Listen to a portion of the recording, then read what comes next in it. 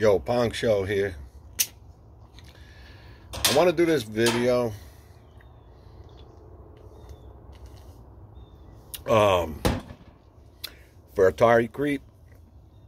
I'm actually pretty happy about him getting one. Probably deserved it, I think. Notice though, of all the guys that got it, Mike Mullis, DJC, and Atari Creep that we know of, notice Atari Creep's, he seems the most guilty about getting one. I don't know if he just feels that way because he wasn't the first one to get it, and he kind of made a couple videos on it, so he feels like he went to the Boston thing, the symphony thing, and he was in touch with Phil Adam and this and that, and he got one. With that said, it shows how unselfish he is, because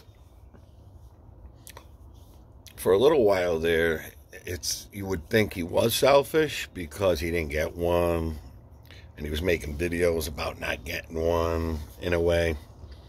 But really, DJC, you know, is selfish. I know that. And you want to know the difference between Mike Mullis, DJC, and Atari Creep? Atari Creep, that was the first time he ever made an appearance on Amico Forever. Now, the reason why he was allowed to go on there finally is because he's got a unit. So now they got to, build some trust with him. So with Tommy's approval, because y'all know Tommy's still behind all this. You know that, right? Y'all think it's Phil Adam, but nothing happens without Tommy still behind the curtain. Atari Creep finally got one because Tommy finally gave Phil Adam the okay to give Atari Creep one. Because Atari Creep stayed on board. Unlike Smash and Retro Bro, Atari Creep was, one of those not, on board guys as far as the Amico Forever and Amico After Dark and, that kind of stuff. He pretty much did it on his own channel, made videos on his own channel. And I think, don't misunderstand Atari Creep, because he just doesn't like what he thinks is stupid questions when you ask him or comment something or bring something up. He doesn't check stuff really that much.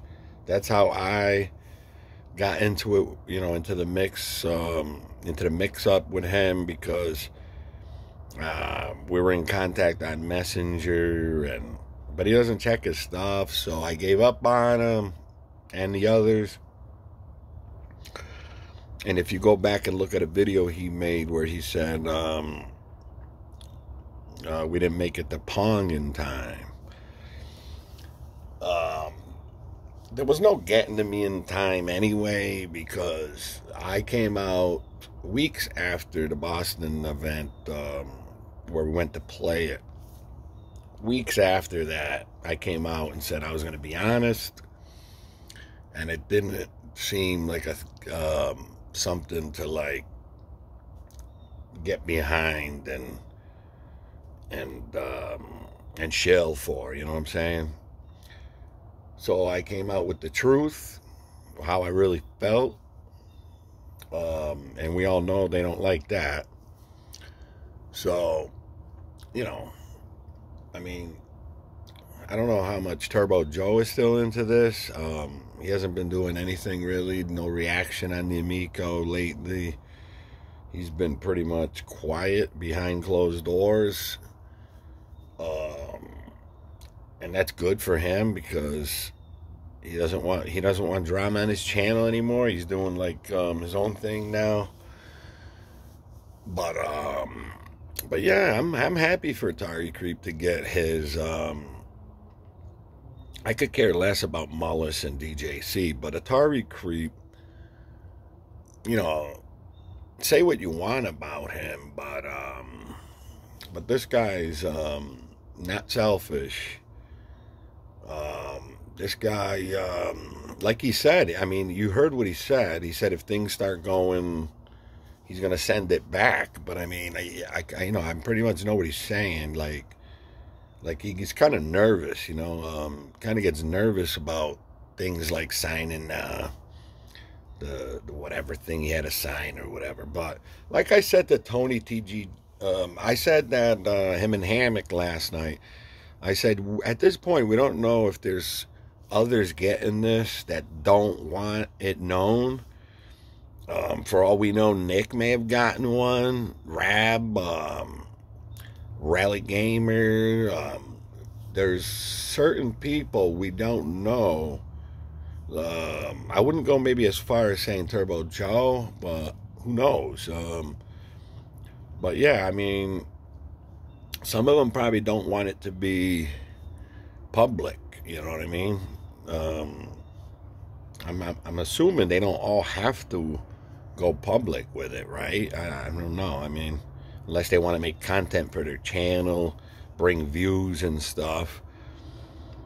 So yeah, Atari Creep, I'm not sure if he had a choice in keeping it hush or didn't want to keep it hush because he wants to talk about it on his channel. So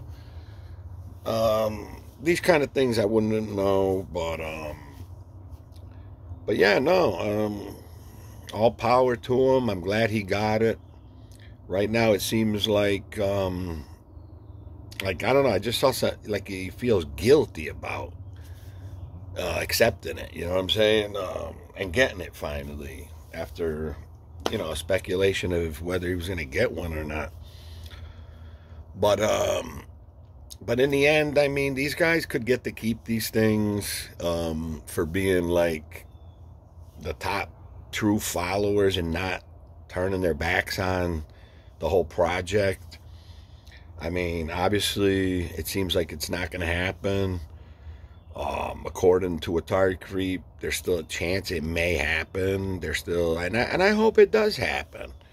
Do I think it's too late and there's a place for it anymore? Probably not, but we still know Tommy doesn't want to be known as a failure and failing at something, so he may want to put this out some way, somehow, just to redeem his words.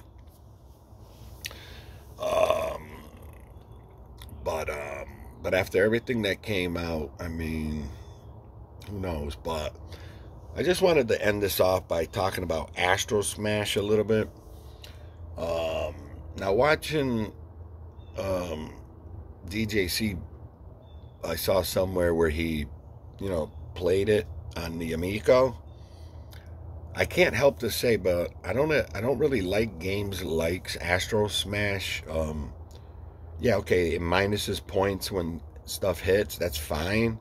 But what I'm saying is, you watch him play the game, right? And especially in single player, one player, right? Okay, so you need to get to a certain score to get to the next level, right? So say 10,000 points, you get to level 2. 20,000 points, you get to level 3.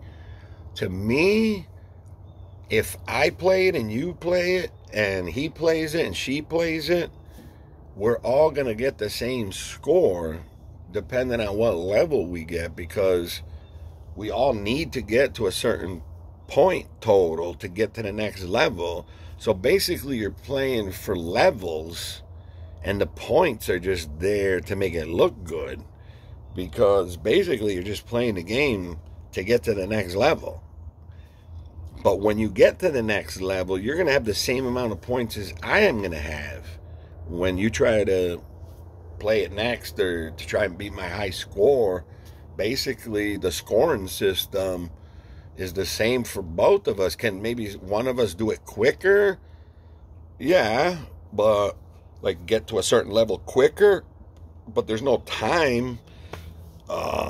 I don't think, correct me if I'm wrong, but there's no time indicating that I did it quicker than you. If that was the case, then I'd say, then that's good, then that's fine.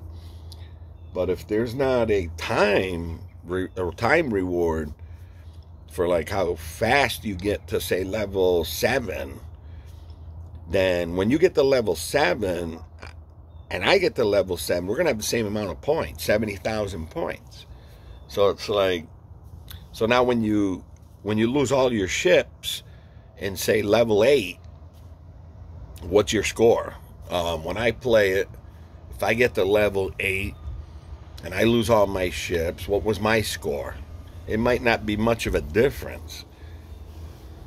So I just don't like those games that are, I don't like games, I mean, there's plenty others like this, even homebrews, where the points you score indicate the level you're on. So everyone that plays it, what I'm saying, a game like that is initially going to be at the same score when they get to that level, because it takes 70,000 points to get to level 7. So when I play it, I'm not going to get to level 7 until I get 70,000 points, and you're not going to get to level 7 until you get 70,000 points. So, I mean, like, what's the point? See, what I feel what a true high score is when you get to level 7, your score should be different than my score when I get to level 7, because I shot more stuff and I let less hit the ground and I played better. My skill shots were better. My everything I did was better. I scored more points, more opportunistic points than you did. But that's not the case, because when I get to level 7 and you get to level 7, you're at 70,000 points. So it doesn't matter how many things you let hit the ground, how many extra things you shot that I didn't. It doesn't matter, because unless time was involved, and you got rewarded by doing it faster, you know. So I don't want to go too far with that, but I hope you guys know what I'm talking about. You know, scoring games that, you know, you need certain scores to reach levels. We're all going to be at that same score is what I'm saying. So anyway, dibs on Atari Creep. I'm happy you got it. I know he'll probably be the most honest about it out of the 3 of them, I believe, unless, you know, he wants to be untruthful about it because Tommy's his friend. But I mean, if I had to say, though, I would think Atari Creep would be the most honest about it out of him, DJC, and Mullis. But we'll see. We shall see. Anyway, I just thought I'd do this video. I haven't done one in a while on the Amico. So anyway, boys and girls, later.